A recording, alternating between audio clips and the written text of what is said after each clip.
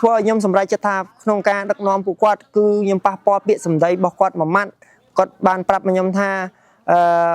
បងមួយថ្ងៃជួយឲ្យដឹកនាំប្រហាត់ខ្ញុំមកព្រោះខ្ញុំចង់ឲ្យលេងការប្រកួតមួយមានអញ្ញាកដាលហើយមានអ្នករត់គៀនខ្វះខាតដូចជាបាល់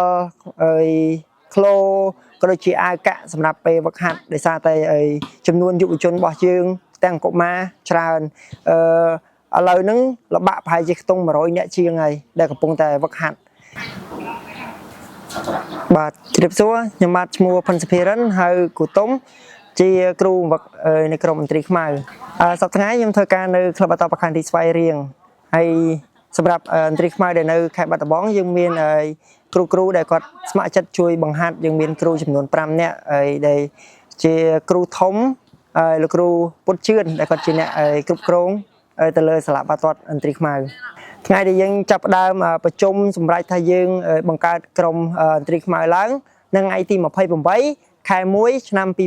2018ហើយយើងចាប់ផ្ដើមប្រជុំនៅភូមិចកាសារ៉ោងហើយពេលហ្នឹងវាមានភាពពិបាកច្រើនដោយសារតែសម្រាប់ខ្ញុំក៏ថ្មីទៅលើវិស័យបាល់ទាត់ពេលហ្នឹងយើងអត់ទាន់មានចំណេះដឹងអីច្រើនទៅលើបាល់ទាត់ទេគាត់ណាចាប់ផ្ដើមប្រជុំប្រមូលផ្ដុំយុវជនក្នុងការវឹកហាត់យើងចាប់ផ្ដើមលេងតែម្ដងហើយនៅពេលហាត់យើងអត់មានបច្ចេកទេសនៅក្នុងការវឹកហាត់ច្រើនពេលហ្នឹងយើងគ្រាន់តែនាំក្មេងៗទាញសរសៃតិចតួចរត់បន្ទាប់មកទៀតយើងចាប់ផ្ដើមចាប់គូលេងតែប៉ុណ្្នឹងឯង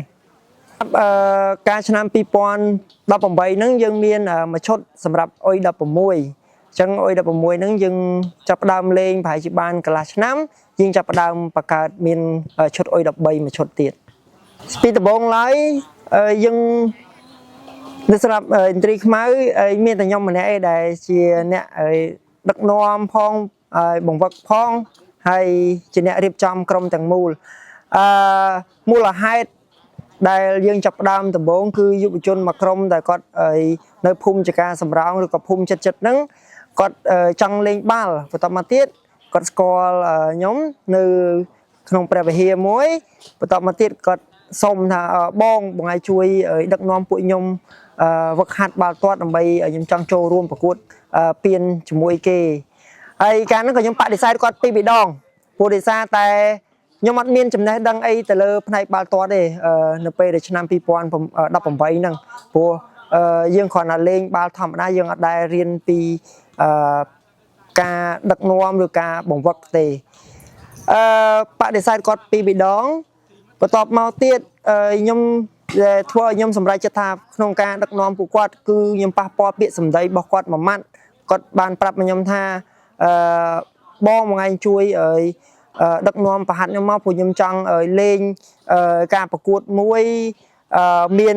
អញ្ញាកដាលហើយមានអ្នករត់គៀននៅពេលដែលខ្ញុំចាប់បានពាក្យសម្ដីគាត់និយាយថាអញ្ញាកដាលហើយមានអ្នករត់គៀនខ្ញុំសម័យឃើញថាក្មេងគាត់អត់និយាយទៅអត់ដែលមានឱកាសក្នុងការចូលរួមលេងប្រកួតមួយយើងមិនថាជាស្តង់ដារធំទេប៉ុន្តែជាការប្រកួតមួយមានofficer ដែលជាមន្ត្រីអាជ្ញាកណ្ដាល3រូបសូម្បីតែអាជ្ញាកណ្ដាលខ្សែបន្ទាត់ក៏អត់ដឹងផងគាត់ថាអ្នករត់គៀនអញ្ចឹង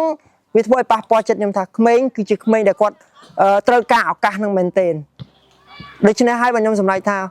ខ្ញុំចង់ដឹកនាំពួកគាត់ខ្ញុំចាប់ផ្ដើមធ្វើការជាមួយពួកគាត់ដើម្បីឲ្យពួកគាត់មានឱកាសដូចជាក្មេងៗដទៃទៀតសម្រាប់ពេលបច្ចុប្បន្ននេះក្រុមបាល់ទាត់មន្ត្រីខ្មៅរបស់យើងមានឈុតអុយ18 Elite អុយ18 School អុយ16ហើយអុយ13ហើយអុយ10ដែលយើងចាប់ផ្ដើមកំពុងតែបង្កើតដោយសារតែយើងត្រៀមក្នុងការចូលរួមលេងពានរបស់អង្គការផ្កាយសមុទ្រមួយហើយនឹងឈុតនារីមួយទៀតដែលយើងកំពុងតែ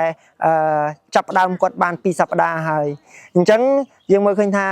ឥឡូវហ្នឹងយើងមានតាំងពីកម្រិតអុយ10អុយ13អុយ16និងអុយ18ហើយនឹងឈុតនារីយើងមាន5ឈុតនៅពេលបច្ចុប្បន្នហើយជាផលលំបាកសម្រាប់ក្រុមបាល់ទាត់មន្ត្រីខ្មៅដោយសារតែបច្ចុប្បន្នយើងគ្រាន់តែជាការ ជាក្រុមដែលគាត់ប្រមូលផ្ដុំដើម្បីផ្ដល់ឲ្យយុវជនក៏ដូចជាកុមារក៏ទទួលបានឱកាសយើងអត់មានជាទីលានវឹកហាត់ផ្ទាល់ខ្លួនទេសប្តាហ៍ថ្ងៃយើងអរគុណទៅកាន់លោកពូម្ចាស់តារាងបាល់ទាត់ទូតឯកដែលពូគាត់តែងតែយកយល់នឹងអធិស្ឋានក្នុងការដែលជួយឧបត្ថម្ភទៅកាន់ក្មេងៗទៅកាន់ការវឹកហាត់លើទីលានតារាងបាល់ទាត់ទូតឯកនេះផងដែរហើយជាផលលំបាកមួយទៀតគឺតកតងទៅនឹងការផ្គត់ផ្គង់ទៅកាន់ក្រុមទាំងមូលដូចជាសម្ភារៈវឹកហាត់យើងខ្វះខាតដូចជាបាល់ក្លូក៏ដូចជាអាវកាក់សម្រាប់ពេលវឹកហាត់ដោយសារតែចំនួនយុវជនរបស់យើងទាំងកុមារច្រើន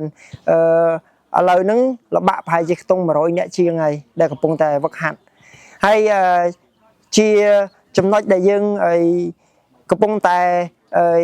ចង់បង្កើនសមត្ថភាពមួយកម្រិតទៀតគឺទៅលើធនធានគ្រូបង្វឹកព្រោះយើងចង់ឲ្យគ្រូរបស់យើង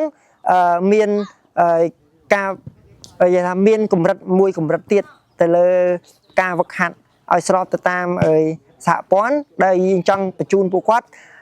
ទៅចូលរួមវគ្គ License D ដែលក្រុងនឹងធ្វើនៅក្នុងខែ3នៅពេលខាងមុខនៅខេត្តបាត់ដំបងរបស់យើងនេះជាអ្វីដែលយើងចង់